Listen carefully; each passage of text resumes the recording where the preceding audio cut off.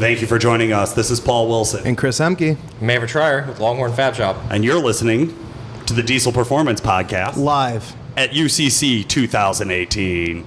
Already our first guest, Manfred. How the hell are you? I'm doing great. How about you? I'm doing better now that you're here since you are a returning rock star of our podcast. Yes. Dude, I'm just doing good because it's sunny out. It is. Forget him being here, man. It's beautiful out. We had been staring at the weather for this show for like the last 3 weeks. Yeah. Every day, looking at like hour by hour analyses, talking about cumulonimbus clouds and all sorts of bullshit. You don't even know how to spell that. Oh, no, I can't even say it. There's no way I could spell it. And we might have to redo this. No, we're good. So now to come out and have it be 75 degrees and sunny Gorgeous. and just beautiful outside. It in is the beautiful nice. state of Indiana. Now, Manfred, you are not pulling a truck or competing with a truck today. Why is that? That's a great question. I don't have that kind of money, to be honest. You're smart. So honest, I love it. Do you have a booth here today? We have a booth out here. Okay. It's booth C11. Being from the Midwest, we knew to come prepared, so we brought a tent. So rain, shine, cold, hot. Yeah. If it turns cold, we have heaters and propane in the tray where we'll move into into the tent. We've got carpet down, lights up. Very He cool. doesn't mean a pop-up tent. No, It's it's a full legit blow-up. all the way around the tent. BD Diesel's at the line. Launch. grows. Ooh, good launch, and then he's pedaling. Still coasts faster than a normal truck. Yeah, we got this. I think we're going to see a lot of these test hits early in the morning. Oh, for sure. And if somebody doesn't like it, they're just going to get out of it and coast down. That's pretty much the standard. Yep. Keep it together. Yeah, no, Keep it together. That's it. We talked to a lot of competitors about what their strategy was, and every single person said, well, you got to make all three events. Right? Manfred, from your side of the fence, working with a lot of built trucks and a lot of sled pull trucks out there, what do you think is going to be the big challenge that these competitors haven't been willing to talk about? I think it's always coming down to sled pulling. That's Really? the hardest. That's the hardest on the trucks. I think it's hard to find a good sled puller. It's not something that you can really practice for without really hurting the truck. Right. It's hard to rent a sled out and get. You can kind of go to every Wednesday or Thursday or whatever your test and tune is at a local track. You can make test passes. You can do the test hits. You can get out on an empty street and you can hit the truck. Yep. Dynos, you can find a dyno everywhere, but finding a sled where you can just sit for hours and hours and hours and pull, and then and get that practice in, that's hard. And then the track conditions change. It changes a little bit on a track, but you can ask for a different track prep and you can kind of feel your way through it.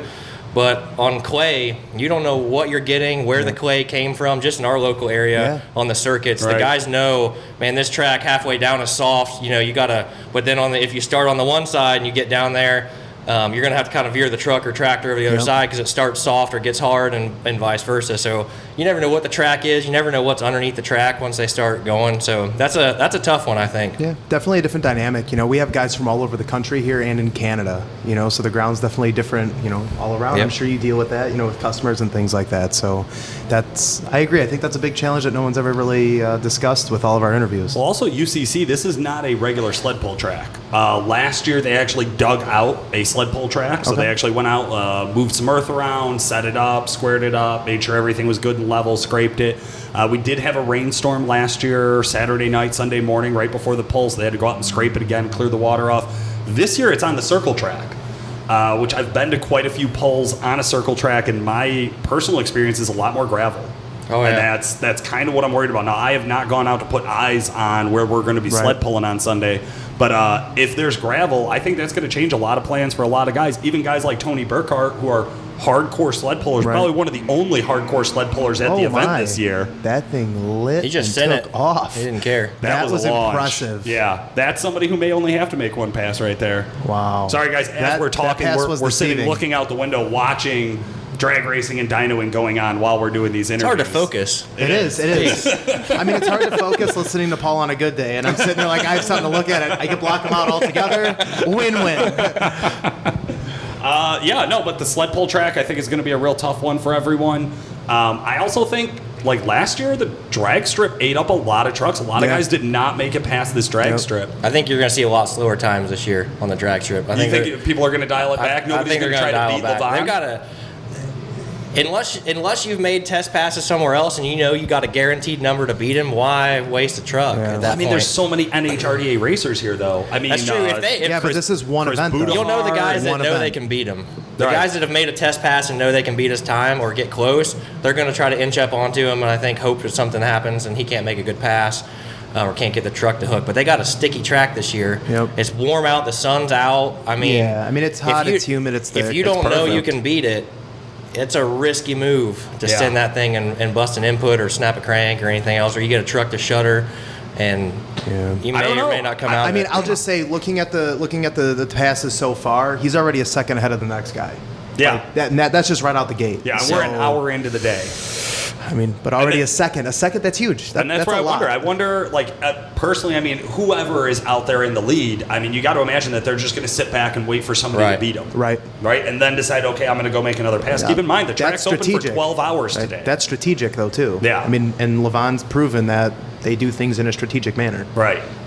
And we're also, I think, some of the guys who maybe haven't got out to make that first test hit this morning. Right. The track gets hotter in the afternoon. That's not always better. Sure. You know? Oh, yeah. It just depends on how that truck's set up. Yeah. And timing. I remember Levon last year made that first couple passes, put up some good numbers, and just parked the truck and sat and watched. And someone inched in closer, and they just unloaded the truck again, rolled a number, and rolled her right back in the trailer.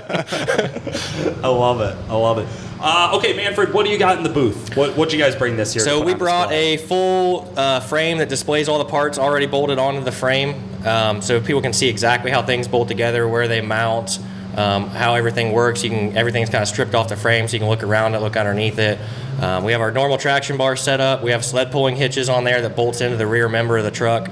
We did bring so we actually have the UCC 2018 engine stand. It's the trophy for the engine builder of the winning truck. Really? So whoever is the winning truck, whoever built that engine gets the engine stand. No shit. That's really cool, man. The retail, the way it's set up, it's got a 2-inch main shaft. It has different adapters. It comes in a wheel round version.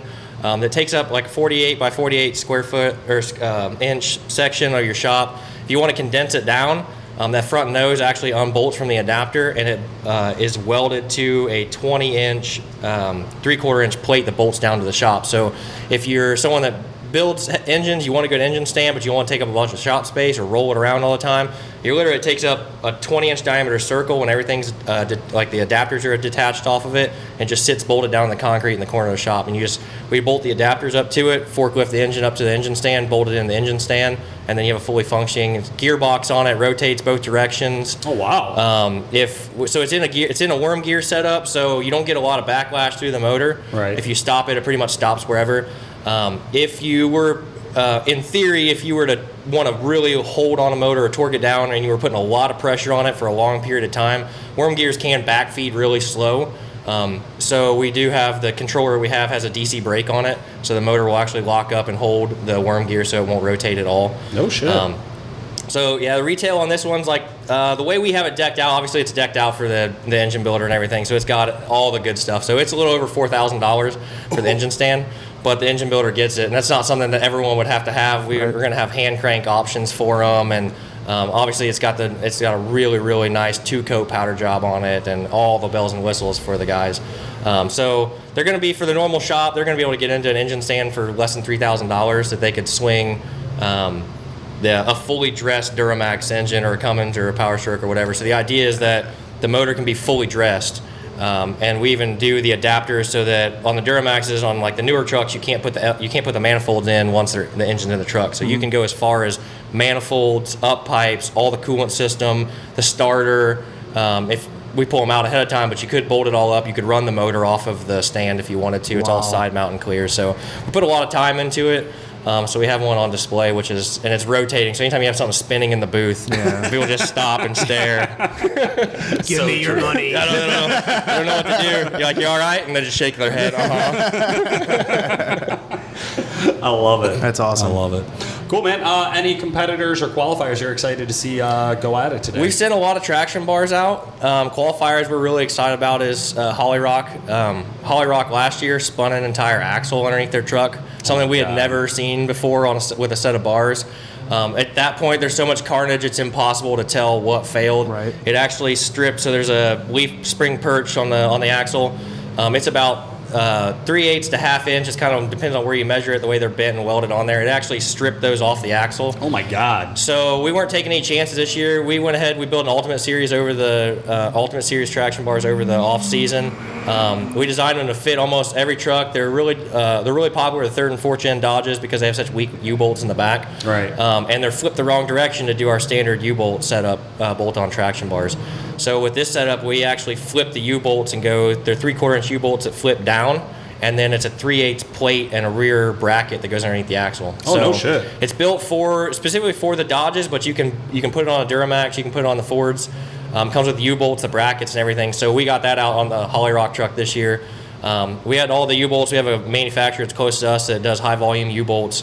And I sent in the drawing for him, and I got a phone call back, and he was like, "Hey, these are kind of expensive. I don't know if you really need 3/4 inch." He's like, going to a 5/8 is plenty. It's more than you're ever going to need. And I was like, listen, you don't understand. So I sent him a few videos of UCC last year. I sent him a couple pictures of the Holly Rock truck. And he's like, all right, 3/4 it is. We'll get those made. So they're 3/4 inch U-bolts. It's hard to tell until you actually see one, hold one in your hand, how big a 3/4 inch U-bolt is. But they're massive. So that's what's on the Holly Rock truck this year. We got them a brand new set of the thickest DOM we could possibly get and still thread a rod end into it. So we're not taking any chances this year with that truck, and really hope that they were making such a good pass last year on that. And we talked about the sled pull, you never know how it's going to hook. Some guys play the tire speed game where they break them loose right out of the gate, and then they're just moving dirt. Some guys play, a slower rotation and really try to get the tire to hook and bite. That truck was a combination of both. They had wheel speed, and it bit hard. Also, no experience. Right. I mean, that's the thing. You're drag racing, and around us, nitrous isn't a thing. No one's running nitrous. Dirty words. Yeah, you can't run that. Yeah. And then, and now you got guys trying to spray and sled pull. I mean, that's all. And it's if no one's ever sled pulled before. There is a lot going on. It's only 300 feet, but there is a lot of stuff. Yeah. And then you throw up a lockup box. You're trying to manage what your gears or what gear you're in. If it's a manual truck, you're trying to work that clutch to get off the line. And then you throw nitrous in there on top of it. I mean, that's a lot. And then you have to stay in a 30-foot wide lane. Right. So, and the sled's pulling you everywhere else, and the box is moving, the track conditions changing. I mean, at least in other events, once you kind of get the truck rolling. And you get her straightened out, you're good. But it's like the whole 300 foot, and you're pedal to the floor. So it's 300 foot at 30 miles an hour while making over 1,000 horsepower. Yeah, but like you said, there's a lot of shit. And the motor's not leaving anything on the table. I mean, the turbos are up, the nitrous is on, the converters are locked up. I mean, it's hard on the truck, it's hard on the driver. And then it all happens so fast, and everyone's like, "Oh man, you should have went to the left side. You should have went to the right side." It's like, "Geez, man." If it's so easy, you should. It sounds like you should drive. Build your own truck. How's that sound? I love it. Well, Manfred, thank you so much for coming up and joining us today. Anybody you want to give a shout out to for the show?